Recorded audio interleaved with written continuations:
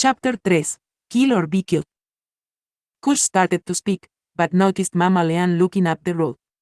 A large group of men was headed toward them on horseback, rushing toward them. She stopped the wagon and looked on to see if there was anyone in the crowd she might know. Mama Leanne, what are you doing out here? A man named Michael echoed. Mama Leanne leaned back. No, Michael, what are all you going in such a hurry? Michael replied, the war has started. An estimated 500 or so Anacatas are on this side of the river. We found a few skycrafts and charter boats on our side. You should make haste and stop put.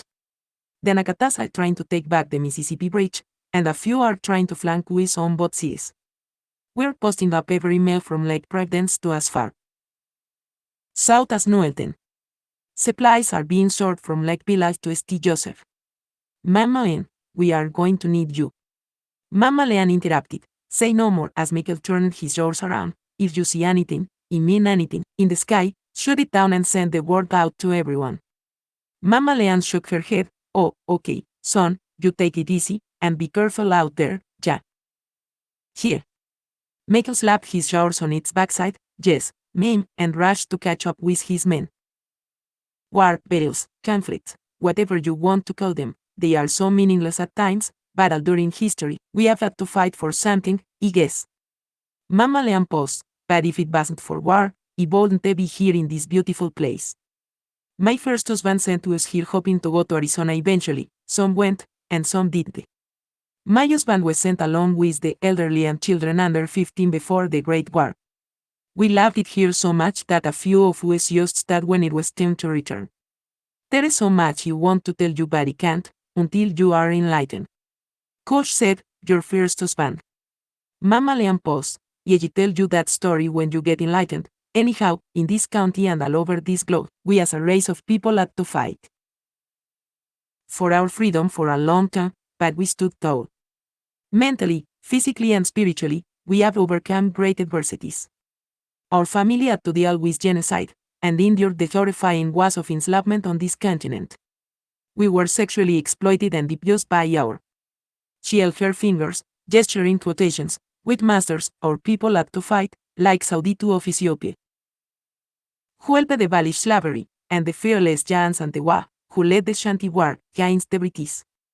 Men like De'Que, the Ghanaian king, who led a slave rebellion in Jamaica, or even King Bayano, the Mandinka king who escaped slavery and fought off the Spanish for several years.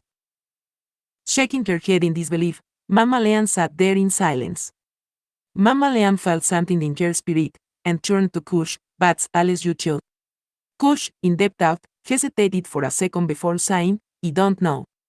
I see one side of my family as fierce warriors, my mother's side, and they are very spiritual. I guess the word is endowment or something like that. I can't explain it yet. In which both families have united into something that, though, I cannot explain. Mama Leanne, when I first met you, I felt something I could not explain, but it was a good feeling. Do you remember when we sat under that weeping willow, back then, when you had that white and green table set? Mama Leanne shook her head. Yeah, baby. As she listened, Cush continued, Big Ma. I've been known since I was a baby. I felt her loving, caring personality, which I have always felt in her. I met you later on in life. I don't remember how old I was, but I remember being under that tree when I met you. I felt like I was in a spiritual place with you, which is also something we cannot explain. Mama Leanne looked at Cush, kept on living, just kept on living.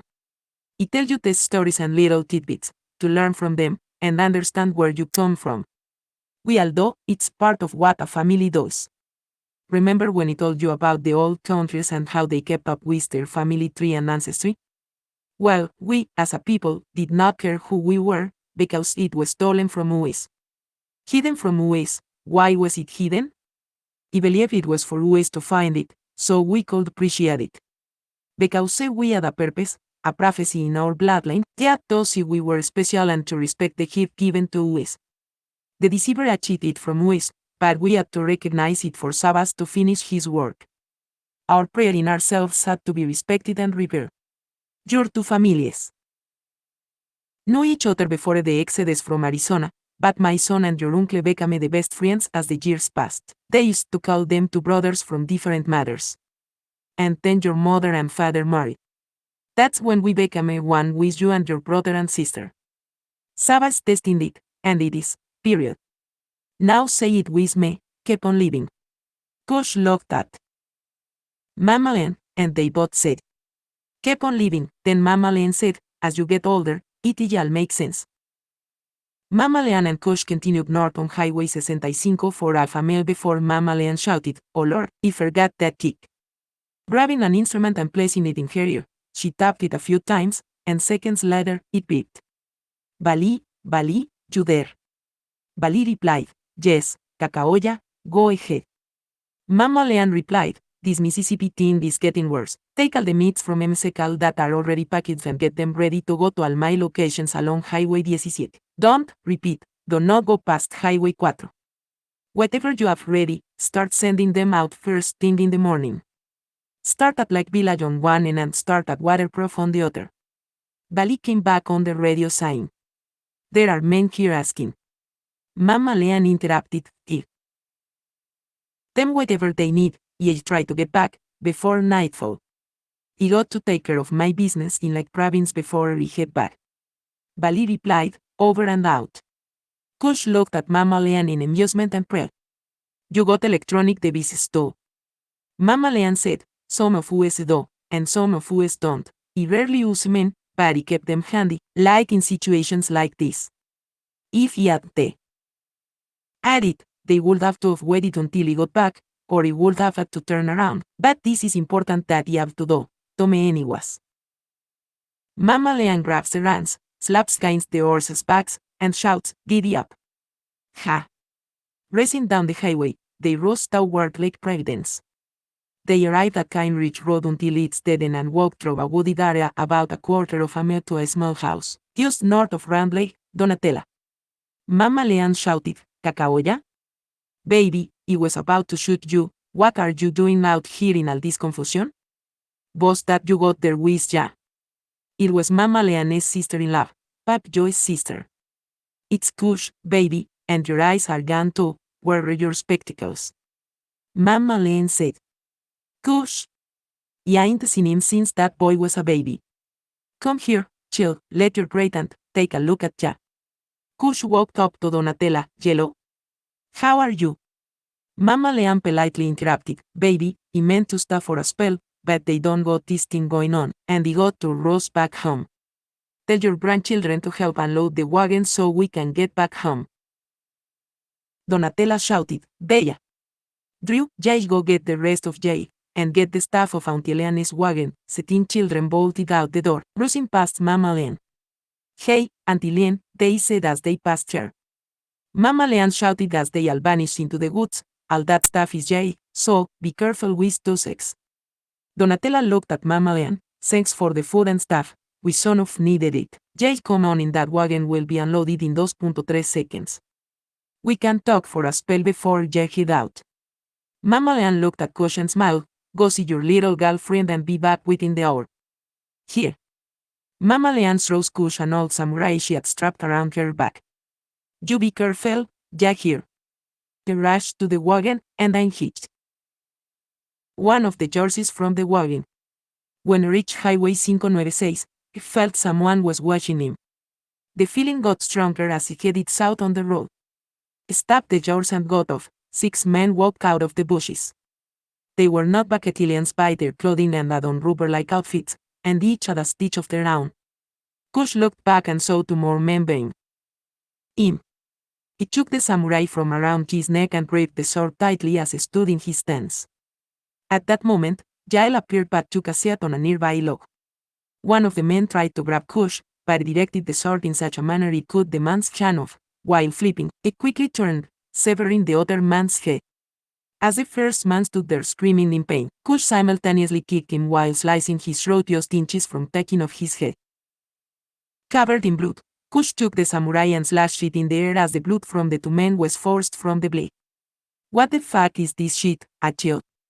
You mean to tell me a child killed my men like they were ants?" said the man who stood among the other men in front of Cush. He pointed at the other men and shouted, kill that motherfucking child. Now. Cush was insulted by the fact the man called him a child. Child. A child, I am Cush, son of Darbesi, heir to Samuel, descendant of Abu Sigun, son of Banjeniekebu of the Tablita clan, and I am a man, not a child, of the almighty Sabbath. Cush then stood with his feet pressed firmly against the ground as the 4 men ran up to Cush, 2 on each side of him. 1 man from each side tried to pass him.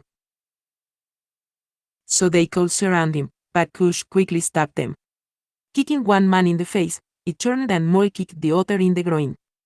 The blade from Cush's sword slid through the man's midsection like a knife through butter.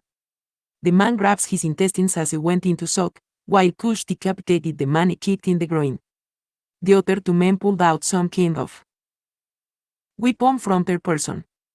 Cush cut one of the men's hands off, and the other man, he carved out a chunk of his shoulder blade, causing them to drop their weapons. Cush thrust his blade into the man's heart while twisting it in a 180-degree turn, killing him instantly. Killing all the men, the leader who stood in the back rushed Cush. Cush heard an object pass him with great force, and the leader of the men fell dead before they could reach him. Cush turns and sees Mammalian, who had thrown a star that penetrated the man's skull, dead center between his eyes. "I ain't got them for this," shouted Mammalian. "It's time to go home and set our men up for battle. They are counting on us."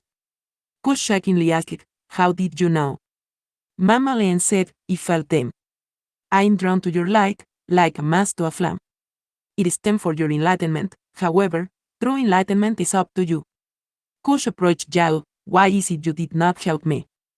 Yael stood up. "My hobby is to teach and help when commanded. I taught Banjeniekebu, and as taught you and your people also well. By the way, you are just as good as I was. The only thing, pain can him on his first kill." Yael looked over toward Mammalian, shaking his head with approval as Mammalian inspected the dead man. "It's time for your enlightenment. There's so much I need to tell ya, when you do get enlightened." Turning to Cush, she smiled. "Oh, and remind me not to call you a child." Yael smiled, and then it just vanished. Cush did not think about it until Yael had mentioned it. It was indeed his first kill, and stood there in shock as Mammalian rushed towards him. Cush? Cush, his soul was indeed covered in blood, stood there for a moment. He took someone's life away from them. Mammalian was in deep thought. "I hear tell it, but I think that's the first thing Yael, or anyone, as far as I'm concerned, has ever truly seen Yael smile." Pulling the star from the man's head. "Besides that, son, have your father ever told you it's kill or be killed? It might be your first kill, but it definitely won't be your last. Now come on here, let's go." Mammalian examined the bodies of the dead men again, and noticed the suits they were wearing. "It makes sense all this water around these parts. The men are hiding in the lakes and rivers." They quickly returned to the wagon, said their goodbyes to Donatella, made a few stops to report what they saw, and were escorted by a group of warriors as they headed back to Telul. "Sorry, you weren't able to see your little friend, but as you see, things have changed for the worse," Mammalian said as they headed back home. Cush smiled. "It's okay." They reached Telul later that night, and were approached by Bali. Cush and Mammalian got out of the wagon, and Cush turned and handed Mammalian the samurai, shaking her head. "No, it belongs to you anyways, kinda neat, he." Cush said, "It's an inch or so too long." Mammalian said, "Oh, I'm sorry, son, I thought you knew. Pass it to me." Passing her the samurai, she said, "This belonged to your grandfather. When we became known as mestizos, we had our difference." I think it was a conversation between Aldib and Banjeniekebu, because it sounds like something Aldib would have said. "You see, they, Anakatas love their meat raw and shit, they call it rare, and Banjeniekebu and most Balkatilians wanted our meat double killed as they called it." Cush interrupted. "Double killed, that's that." Mammalian laughed. "Balkatilians are used to our meat being well done, and they came here cooking raw as meat." Aldib asked Banjeniekebu, "What do you want me to do, kill it twice?" Banjeniekebu said, "Hell yeah, kill that bitch twice. Hence, double kill." Mammalian laughed. Anyways, not too long after that, the created the shorts for the people started to customize their weapons and clothing to fit them. Now, look. She twisted the handle, a smaller blade appeared from the chamber. This was the design that by De'Que y, and all blades are made like this. Now, each family put their own little twist on them when they came to Telu. Some wanted lighter weight blades, and some wanted stronger metals, but they were all basically the same. Plus, this one here has the blood of Mseka on it. It can kill any Sokayeda Benian with one thrust. You don't have to penetrate it through their body, just a simple touch, and they are gone for good, in a puff of smoke that smells like death itself. Cush said he didn't know Mseka's blood was on it. He heard about this samurai, but never seen one. Mama Leanne smiled. If it's all, most of them do, around here. As she touched her son, she turned to Cush. Okay, now, come by first thing in the morning, and we will get you the stories you wanted, but for now, Mama Leanne got to rest these old bones of men. Cush smiled. You mean mature, as he walked off playing with the samurai. Mama Leanne shouts to Cush. Cush! He shouted back, me. Mama Leanne shouts, keep on, what? With a big smile, he shouted back, keep on living, Mama Leanne. Keep on living. Mama Leanne smiled, as Vali stood there patiently, waiting Mama Leanne's attention. It was a madhouse around here, but things are just now getting straightened out. Mama Leanne asked, what all has been done? Vali replied, the warriors came and helped us with so much. We have already sent wagons as far of north, to Lake Village, as Stone, and Jenny, and as far south, as Waterproof, St. Joseph, and Lake Green. By the way, they took Highway 4 near Winsboro. Shicket, Judor, Kilburn, Newelton, and Winsboro. The warriors have a plan for protecting each load themselves, until they reach their destination, as you order. 4 cases of all meats, 2 cases of all fruits, herbs, and vegetables, and a case of essential and infused oils go to each location. Mama Leanne was proud of Vali's initiative. You are good for something, old man. Smiling, he said, you're the only one old around here. I saw you in No's yearbook right before the flood, looking like a peacock without feathers, you old child. Both laughed, and Mama Leanne said, oh, okay. Vali continued, by the morning, the Tazas River shipment, which is the primary bay, will be ready. All that's left is Terry, Oak Grove, and Delhi. He will go out in the morning with those orders. Mama Leanne said, what you going to do, old man, throw sticks at the game? Bring your ass over here and organize these loads. I have a list of things for them and we'll send them on their way. When she got through with all the orders and requests, she didn't have much left, but the harvest was due in a week, so she whispered to herself as she was looking toward heaven, Sabas y Sabo. Miriam, whose mother, woke him up early the next day. Cush. Get up now, you and your brother, run over Big Ma's house and help her harvest some of those herbs. She's been fussing at me for about a week now. Cush's oldest sister, Ar, was already up helping Miriam, placing plates on the kitchen table while their mother was finishing breakfast. Darvesi, their father, had been gone for months now, fighting alongside Samuel. During times like this, it was up to the boys to take care of the chores around the house. But everyone within the community was helping one another. Walid and Cush sat down at the kitchen table as Cush complained he was supposed to help Mama Leanne with her shipments. Walid teased him, Mama Leanne probably got up way before you and is probably finished by now. She gets up before the roosters crow, just like Big Ma. She don't need you, little boy. Miriam looked at Walid. What I don't told you about messing with your brother, Walid. Plus, YL ain't going to be up there long cause it's herbs, not cotton. Miriam turned to Cush, you can go over there, when you finish. Cush's eyes lit up as he gobbled up his food and ran out the door shouting at his brother. I'll meet you there. Cush ran up Big Ma's porch and started knocking on the door. Who that? Knocking on my door like they done gone crazy. Big Ma shouted. Cush, trying to catch his breath, it's me, Big Ma. Mom told us to help you in the garden. I'm trying to hurry up, so I can go over Mama Leanne's. Big Ma looked out the door, Bosu's boy.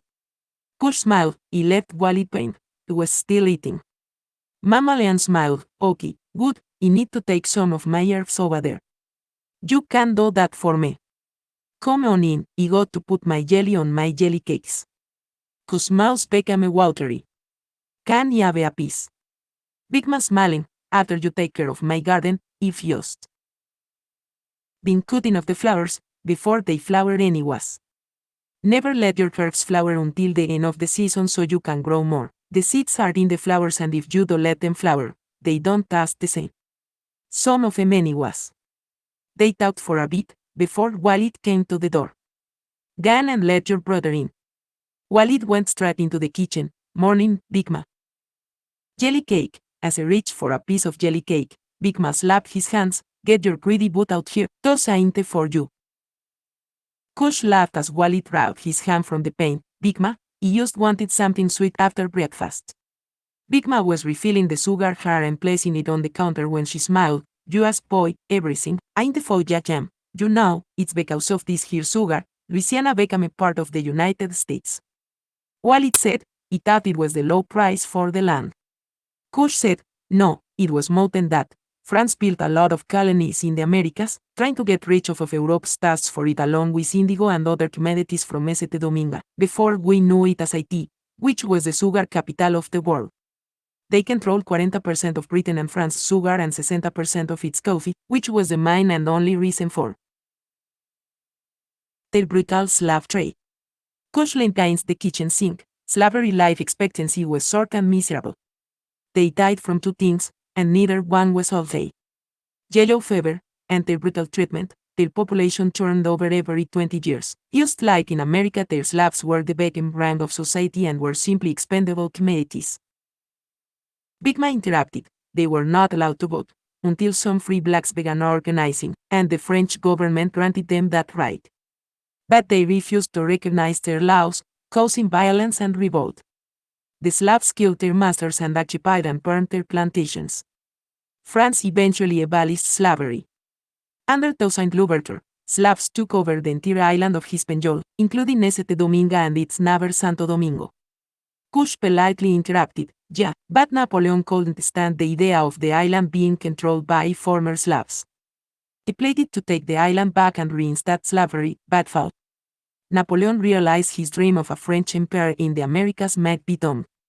It planned to send troops to Louisiana to take over the colony, which he had received from the Spanish, through a secret treaty, hoping to use the territory as a trading venue for the commodities produced there. But his plan was useless, if Haiti was under the control of the Slavs. Thomas Jefferson and his cabinet didn't want the French so close to the United States, and used the revolt as a bargaining piece. They approached the French with an offer to buy New Orleans. To their surprise, France offered to cede them the entire territory of Louisiana instead, because Haiti had become an independent country run by the victorious former Slavs. But though the victory eliminated slavery in Haiti, it ironically doubled the size of the U.S., which increased slavery in this country. Big Ma shook her head in agreement, as she thought for a while. Okay Cush, it's getting late now. You take old Gemini out to Cacaoyas and give her some of these supplies, while me and Walid do the gardening. We ain't going to be that long. Walid and Big Ma grabbed some tools, while Cush loaded up the saddlebags on Gemini's back and headed north. Cush spoke to Gemini. Gemini, sorry you couldn't go to war with Daddy, Big Ma said, he said, you're getting too old. Gemini made a strange noise and shook his head in disagreement. I'm glad you're not gone with him so we can hang out more. Gemini nodded. Cush shouted, come on, boy, let's shout and there is round about you. You ain't old. You're mature. Gemini picked up speed and raced to Mama Leanne's house. As Cush arrived, the house had warriors living. Mama Leanne saw them, Gemini and Cush, fancy seeing you two together. Cush smiled, Mama Leanne, he came as quickly as possible. Betty had to help Big Ma, but she sent some supplies for ya and some jelly cake. Mama Leanne smiled, ow, sit down and have a piece with me. Walking over to a basket, she looked at Gemini. Here, Gemini, he got you some fresh green apples. Sitting down and eating the cake, Mama Leanne said, now, let's see, where were we? The last place he left off, De'Que and Ajani, had just officially met, and he spent all night at work telling her about the tour. Cush said, yes, I remember. Mama Leanne said, Well, one night, while waiting for her to come to work, he happily approached her car. He walked up to her and opened her door. She took one leg out and paused, then she took the other leg and stood up. Are you wearing those rainbow panties for me? Said. She blushed. Yes, I am. The singer could always make her smile or laugh, and it always delighted her to see him. The singer was always serious, and many saw that he was a little perky and always smiling at work, but had never seen the look many of the men were giving him, but didn't care either. One day De'Que said, these men are all talking bad about you in front of me. He simply replied, some men are like women and simply are jealous, they will get over it after a while. Nevertheless, after a while, never came. He overheard some men and co-workers saying, how is it, a simple-minded man like that get such a beautiful girl? However, he kept on about his business. The singer complained one night about how he was hungry, tired, and didn't want to work that night, and De'Que said, I get off early tonight, if you can come over, I can cook you something to eat. The singer said, let me make a round or two, and I'll be there around midnight. He made his rounds and grabbed the keys from one of the security guards. Cover me for a while, I have to do something important, and be back around 1 or 2. The other security guard said, cool. Back then, you had to have a driver's license to drive any vehicle, unlike today, and so that was one strike against him, driving without a license, and he drove to De'Que's house, and they talked and laughed. By this time, it was 2 in the morning for he had lost track of them. De'Que said, where is my manners? Let me cook something to eat. Looking in the refrigerator, she found some frozen chicken breast. When he said frozen, it was hard as a rock. She asked, you like fried chicken? She took the frozen chicken and covered it in flour, and he made no seasoning, just flour, and the singer sat there and watched with amusement. They said nothing for fear of making her feel embarrassed, until the grease started to smell burnt, and they asked politely, do you know what you're doing, baby? Smiling but also having a serious look on her face, yes, I do. The singer began to laugh instead but quickly took over and turned down the fire. Baby, you're going to burn these damn apartments down with your kind of cooking, and the grease has been hot enough a long time now. She dropped that frozen chicken breast in the oil, and it just started popping and cracking, and smoke quickly filled the room.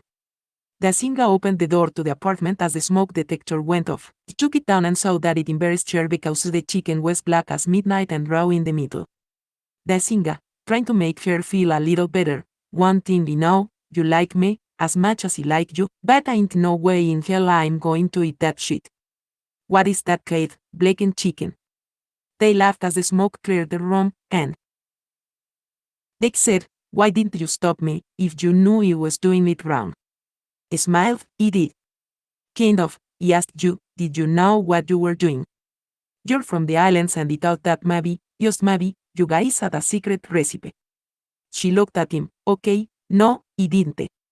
She laughed, well, we can talk for a spell. Shaking his head, yes, we can talk, but leave the cooking to me, from now on. After a small conversation about music and writing, De'Que asks, can you recite a poem for me since you write? You talking about me and my cooking, let's me see if you can write. The singer insists that his book of songs and poetry was at home. She smiled, if you're good, just make one up. The singer sees the moon shining brightly through the window pane chair and says, midnight lover. A sparkle of the moon's rays shines upon your lips. Your eyes glitter as he moves toward your hips. A beautiful smile comes upon your face. The night air blows so gently against our bodies. As the temperature rises, I stare, you stare into each other's eyes. Heartbeats races, sweat begins to pour. As you and I making love, in the great outdoors. The air that whistles through the trees are our covers. Midnight moon, midnight breeze. Baby, I'm your midnight lover. The singer looked at the car, oh shit. I'm going to get fired, let me get the hell out here. It's almost 5 in the morning. De'Que with an enticing smile, you going to leave me here, without a good night kiss? The singer replied, hell to the nah. He walks up to her, grabs her by the base of her back, and gives her a long, hard kiss, and she kisses him back. The passion grew, and they reached down and started rubbing her ass, and she started taking off his uniform. As he undressed her slowly, they became overwhelmed with passion. She grabbed him by the hand and led them to an air mattress she had on the floor. The singer said to De'Que, "It's been over 10 years since he felt this way toward anyone and over 2 years since he have had sex." She smiled. "It's okay." Ironically, an elite group was on the radio carried a town and the song playing was scared, knocking the boots. Mama Leanne laughed. Anyway, they had sex, but it was over before it began. Both of them were lying there sweating and out of breath, before she got up after a moment of touching, and she grabbed him by the hand and she took him to the bedroom, and they had an passionate sex. Tazinga smiled. "Baby, that was much better." She agreed. They took a shower together and bathed each other, knowing they was fired, stayed and wrote her a poem before he left. "Make you wet."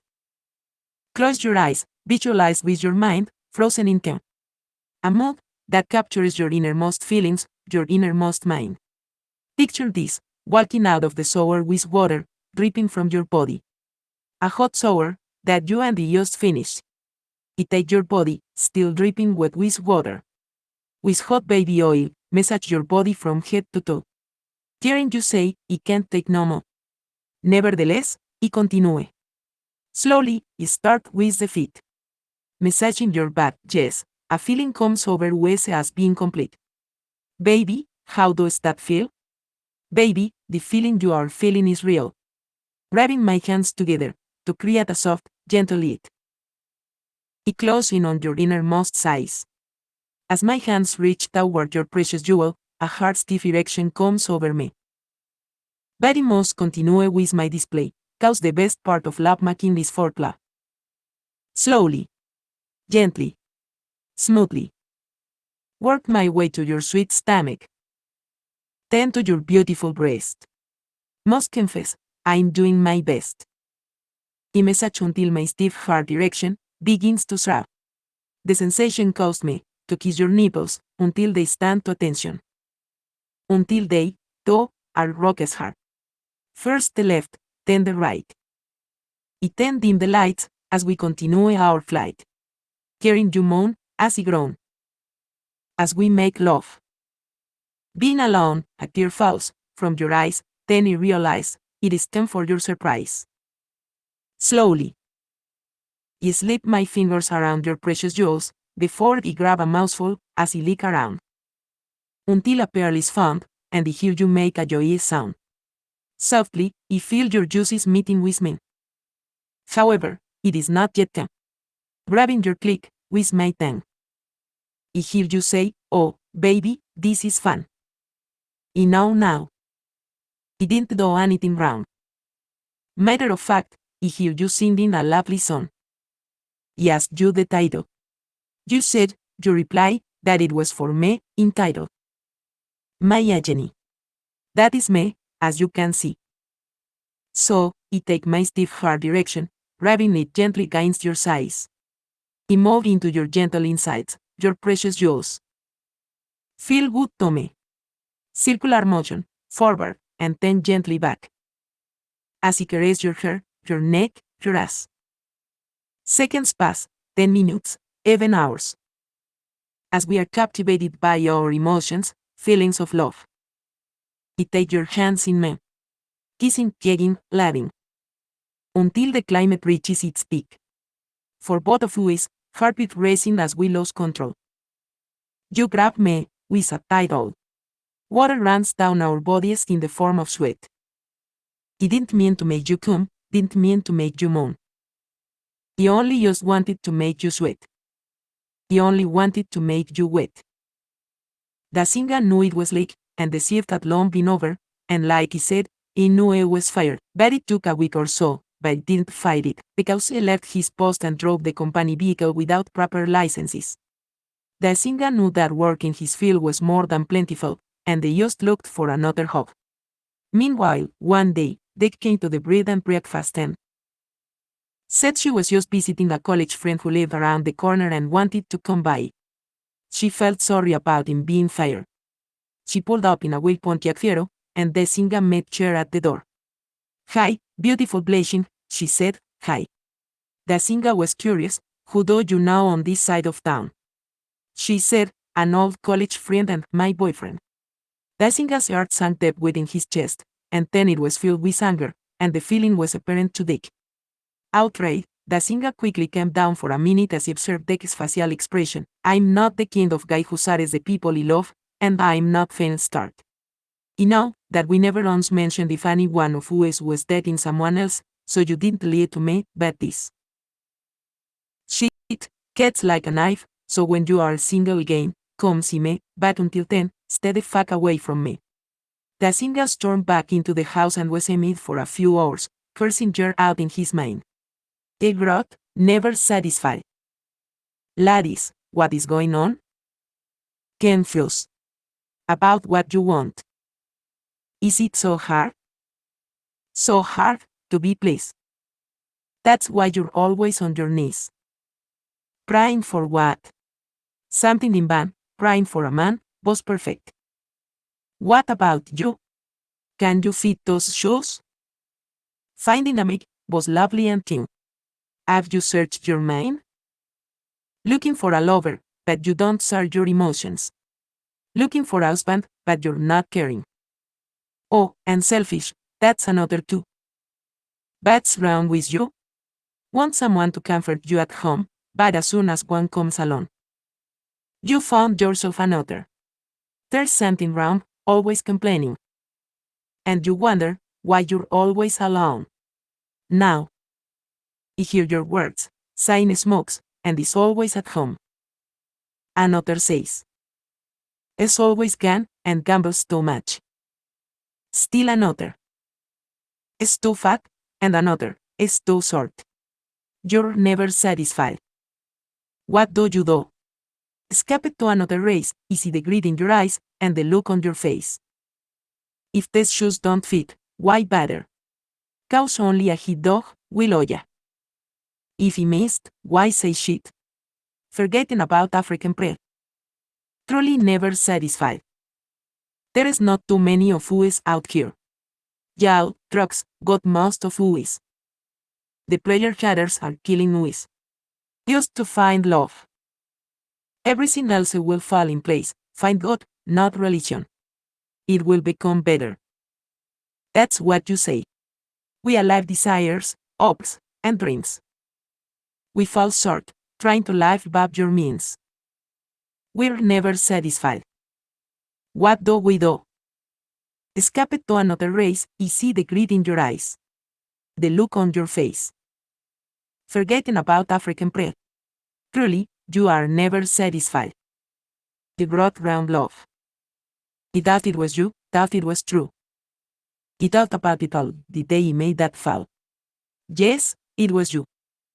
No, it wasn't that true. It didn't take that long, but I guess you have to what? Go on days to find a perfect mate. That's the part I had. But I guess if I need the real one, my search must go on to find the one sent from above. But you were simply the round love. One of the tenants calls out to him when he had finally come down and he puts his pen and paper down. Dazinga, you have company. Coming down the stairs, he said. I'm not expecting anyone. Who is it? They looked up, oh. It was De'Que. She was sad, but she smiled. Can I talk to you just for a moment? He said, I guess. They went outside, and they leaned up against her car. What is it that you need? She looked him in the eyes. I don't like you a lot, and he told my boyfriend, it was over, cause he already don't like you a lot, and I don't want this to end. You make me laugh, and I feel good about myself when I'm with you, and I did it, cause I think I don't love you. Dazinga had mixed emotions of sadness, happiness, and joy and gave her a big hug. We have known each other for just a little while, and the two feel as you do. I got admit that you were seeing someone else. I'm just glad you weren't here when you left because I called you all kinds of names, thinking you were like the rest of the women that I have been trying to avoid since I've been here, and at this very moment, I realized you was wrong. You are not like them at all. I'm sorry. She smiled, and Dazinga continued, let's start all over. reached out his hand. Hi, my name is Daesinga. A tear rolled down her face. Daesinga wiped the tears from her eyes as she smiled. Hi, my name is De'Que. This is the end of chapter 3. If you enjoyed this story, please like it, and share with friends and family. Thank you, L. James Pauling. And please visit the website and support us for more content like this, and more is coming.